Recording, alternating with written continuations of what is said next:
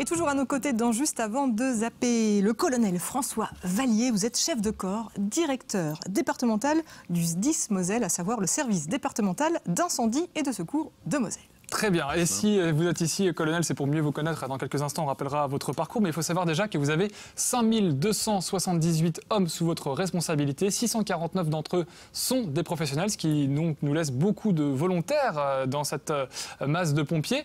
Et la Moselle, d'ailleurs, fait partie des territoires où il y a le plus de volontaires. Comment on peut expliquer ce phénomène ?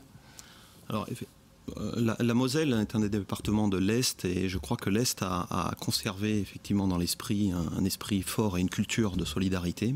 Et cette solidarité, elle s'exprime par un réel engagement citoyen qu'on retrouve au sein des centres de sapeurs-pompiers par les engagements de sapeurs-pompiers volontaires. Au même titre que les élus sont très proches de leurs sapeurs-pompiers. D'une manière générale sur le territoire national, mais particulièrement en Moselle, on trouve effectivement un lien très fort avec les sapeurs-pompiers locaux. Et tout ça participe aux engagements de sapeurs-pompiers volontaires. C'est ce qui fait que tous les départements de l'Est, et la Moselle est caractéristique également en tant que gros département, donc gros corps de sapeurs-pompiers, eh bien, sont majoritairement, ça appuie majoritairement leur organisation sur des engagements de volontaires sapeurs-pompiers. Cette Moselle, mine de rien, c'est un département à risque pour différentes raisons. D'abord, la densité de son réseau autoroutier, ce qui fait qu'il y a énormément de circulation. Il y a également des cours d'eau, il y a parfois des risques d'affaissement minier dans certains secteurs. On a également une centrale nucléaire qui n'est pas très loin. Et tout pour dire qu'en 2014, vous avez réalisé 97 150 interventions. Vous allez avoir du boulot ici en Moselle, peut-être plus qu'ailleurs. Comment ça va se passer pour vous ? Alors, bon, déjà, l'ensemble des équipes, effectivement, qui interviennent sur le département de la Moselle, interviennent sur un certain nombre de risques. Vous l'avez décrit à l'instant. Le département concentre ou développe un certain nombre de risques parce qu'il y a une activité humaine qui est relativement importante. Il y a un passé industriel aussi important. Et donc, il y a tout un panel de risques de sécurité civile qui apparaissent sur le département. Alors, dans ce cadre-là, il y a beaucoup d'interventions, effectivement, qui sont directement en lien avec les flux de population et avec l'activité industrielle que connaît le département. On est sur une zone transfrontalière avec aussi beaucoup de mouvements de par la Sarre, de par la présence du Luxembourg juste à côté. On va s'intéresser quelques secondes à vous, colonel. Alors, vous avez 43 ans, vous êtes originaire de Grenoble. Vous êtes passé notamment par Roanne, par Saint-Étienne, où vous étiez commandant de la 4e compagnie des secours. Vous êtes passé en Isère, bien sûr.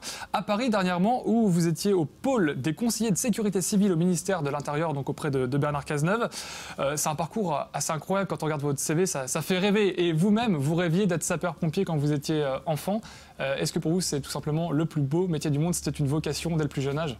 Alors, quand j'étais effectivement enfant, je pensais que c'était le plus beau métier du monde et je peux vous dire que je pense que c'est un des plus beaux métiers du monde. Toujours? Toujours. C'est un rêve de petit garçon. Je ne sais pas, Marc, tu avais envie d'être sapeur-pompier peut-être petit ou pas? C'est souvent les rêves de petits garçons quand ils sont... Moi, j'aurais voulu être maire à l'époque, parce que j'aurais bien aimé être patron des sapeurs-pompiers. Et donc, je suis devenu secrétaire général de la commune dans laquelle j'étais. Comme ça, j'étais un peu les deux. Super. Voilà. C'est le bon compromis. En tout cas, vous êtes un passionné, on le sent. Et il y a un objectif que vous avez vraiment aujourd'hui, c'est de faire en sorte que la Moselle soit au top et que le SDIS 57 soit vraiment une référence, et notamment, on parlait en matière transfrontalière. C'est vraiment ça? Alors, oui, je pense que le département de la Moselle, de par ses caractéristiques de sécurité civile et de risque présent, a une capacité humaine, a une certaine expertise. On a parlé des sapeurs-pompiers volontaires, les sapeurs-pompiers professionnels aussi. Moi, je suis passé plus jeune par la Moselle et j'avais été très frappé par l'expertise et le professionnalisme des sapeurs-pompiers mosellans, d'une façon générale. Et ce corps départemental des sapeurs-pompiers, lorsque j'étais jeune capitaine, faisait référence vraiment au niveau national et moi en venant en Moselle c'est volontairement que effectivement je suis venu prendre ce commandement et en prenant ce commandement j'espère effectivement continuer à faire rayonner ces sapeurs-pompiers mosellans de par le territoire national et international, et particulièrement aujourd'hui dans un contexte qui est un contexte européen avec beaucoup de mouvements transfrontaliers, encore une fois, et donc des synergies à créer entre nos sapeurs-pompiers luxembourgeois de la Sarre et mosellans. Mais ça existe déjà, on en est où de ce point de vue-là par rapport à vos collègues luxembourgeois, vos collègues allemands? Est-ce qu'il y a déjà des choses qui ont été réalisées par le passé et que vous souhaitez développer et réaffirmer? Il y a un certain nombre d'actions qui sont menées, de coopération, mais cette coopération, aujourd'hui, au niveau national, on s'appuie, puisque j'étais effectivement en poste sur Paris, donc on gérait ce genre de choses. Il y a un certain nombre d'accords cadres qui sont pilotés par l'État, et l'État s'appuie sur les corps de sapeurs-pompiers locaux pour pouvoir développer et engager encore plus de mouvements. On voit qu'on arrive dans une période avec le réchauffement climatique, avec des risques nouveaux qui apparaissent, avec la transformation des activités industrielles. Et dans ce cadre-là, on a besoin effectivement d'avoir des forces projetables, internationales ou tout au moins transfrontalières pour pouvoir effectivement répondre à la sécurité des populations de l'ensemble de ces zones géographiques. Quelle qualité ça demande d'être un bon sapeur-pompier ? Je ne sais pas s'il y a un bon sapeur-pompier, un mauvais sapeur-pompier. Un sapeur-pompier, c'est un petit peu trois emplois en un, finalement, parce qu'un sapeur-pompier, quel qu'il soit, quel que soit son grade, c'est avant tout un commandant d'opération de secours, puisque le premier engin, que ce soit hier sur l'autoroute avec un accident de circulation gravissime, le sapeur-pompier qui est à la tête de l'engin qui se présente est le premier commandant des opérations de secours et prépare effectivement la sauvegarde des personnes qui sont concernées. Donc, premièrement, c'est un commandant d'opération de secours. Deuxièmement, c'est un expert du risque. Quel que soit le risque, il y a un certain nombre de spécialités particulières ou de risques spécifiques, que ce soit le risque technologique. Vous avez parlé du bassin houillé avec des effondrements. C'est ce qu'on appelle, nous, la caractéristique du sauvetage des blêments. Donc on a des équipes spécialisées en cynotechnie, par exemple, ou en risque radiologique pour la centrale. Et donc ce sont des experts du risque qui sont là pour conseiller les directeurs des opérations, que sont les maires ou le préfet, le cas échéant. Et enfin, le troisième emploi, eh bien, vous le savez, les sapeurs-pompiers, ça travaille en équipe. Donc ce sont des managers.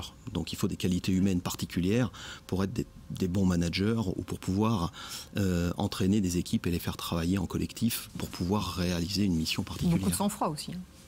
Alors tout ça, bien sûr, alors ça, ce sont pas forcément des qualités, mais ce sont des valeurs inhérentes directement aux sapeurs-pompiers. Il faut faire preuve d'un bon sang-froid, d'altruisme et d'engagement particulier. Très bien, question pratique et statistique quand même assez incroyable. 600 appels par jour en Moselle pour les sapeurs-pompiers, un appel toutes les 3 minutes à peu près, ce sont ça les statistiques. Mais moi je me suis toujours demandé, est-ce qu'il faut que j'appelle plutôt le 18, le 112, enfin c'est toujours un petit peu, c'est pas toujours très clair. Que faut-il faire et dans quelles circonstances? On peut le rappeler rapidement. Bon, en fait, la France, elle a différents numéros d'urgence, que ce soit le 17 pour les services de sécurité publique ou de gendarmerie, que ce soit le 15 pour les services de SAMU ou que ce soit le 18 pour les sapeurs-pompiers. Ça, ce sont des numéros d'urgence nationaux. Ces numéros sont interconnectés. Ça veut dire que si vous appelez sur un de ces numéros, on peut vous rebasculer sur l'autre numéro, voire même on peut faire une conversation entre les différents centres opérationnels. Et lorsque vous faites le 112, eh bien l'affectation du numéro d'urgence 112, la création de ce numéro est une réponse à une obligation européenne qui est un numéro que l'on retrouve partout en Europe. Très bien. Et ce numéro est affecté sur un des centres opérationnels. Le choix à l'époque de la Moselle est de l'affecter à nos collègues du SAMU, du centre d'urgence 15. Mais encore une fois, on est interconnectés, donc on peut effectivement rediscuter. Ça revient au même quelque part. Ça revient au même. Très bien. Au moins c'est clair maintenant. Voilà. Merci beaucoup. En tout cas, on vous souhaite une bienvenue ici en Moselle. Et puis, bienvenue. Une belle route avec nous sur le territoire. Merci beaucoup. Merci. Il y a un site internet pour avoir toutes les informations sur le SDIS 57. 57. Ce sera peut-être pour plus tard dans la carrière, le 55. Bon, en tout cas, merci colonel d'avoir été avec nous. On se retrouve dans quelques instants après une page de publicité. On retrouvera Oriane et il y aura bien sûr Marc avec sa rubrique Ouvert d'esprit et on parlera du 10 ans de Mosaïque TV. Merci, à tout de suite.